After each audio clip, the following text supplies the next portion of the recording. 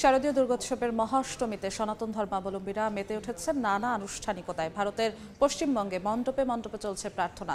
দুর্গাপূজার খবর জানাতে এই মুহূর্তে কলকাতায় আছেন সহকর্মী সুব্রত আচার্য। যাচ্ছি তার কাছে। সুব্রত,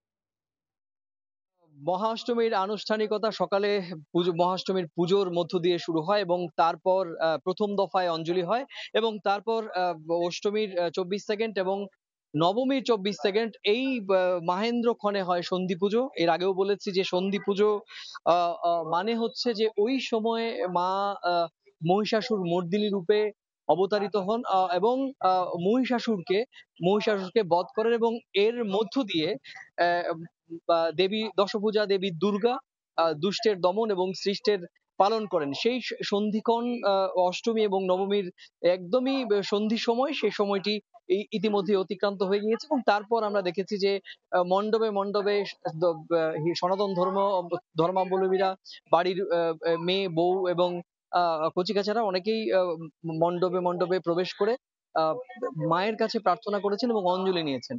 এবার অষ্টমীর বিকেল হলো তিথি অনুযায়ী ইতিমধ্যেই কিন্তু নবমী পড়ে গিয়েছে। আমরা জানি যে অষ্টমীর পর নবমী তিথি পড়াতে খানিকটা একটু কোথাও বেদনার সুরও কিন্তু শুরু হয়েছে, কারণ মহাষ্টমীর পুজোর পর মা আসলে প্রকৃতপক্ষে আবার তার স্বামী গৃহে কৈলাসে ফিরে যাবেন। স্বাভাবিকভাবে সেই যারা বাড়ির পুজো কিংবা মণ্ডপে পুজো করছেন তাদের মধ্যে কিছুটা বেদনার ছায়া রয়েছে, কিন্তু তা থাকলেও মহাষ্টমীর দিন আজকে সারা দিন 1 মিনিটও যাতে দর্শক বা বাইরের যারা দর্শনার্থী তাদের 1 মিনিটও যাতে নষ্ট না হয়, হেলায় না ফেলা যায়, সে কারণে কিন্তু মণ্ডপে মণ্ডপে কাতারে কাতারে দর্শনার্থীদের ভিড় আমরা দেখেছি। মাঝের যে সময়টি সে সময়টি কিন্তু খানিকটা বৃষ্টি হয়েছে কলকাতায়, কিছুটা ছন্দপতন আমরা দেখেছি এবং তারপর কিন্তু আবার ফিরেছে আগের ছন্দে।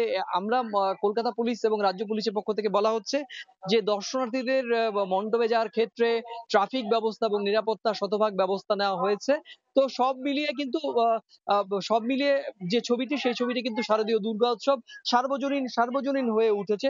তো সব মিলিয়ে আমরা একজন পূজা উদ্যোক্তার সঙ্গে কথা বলে নেব, একটু কথা বলে নেব।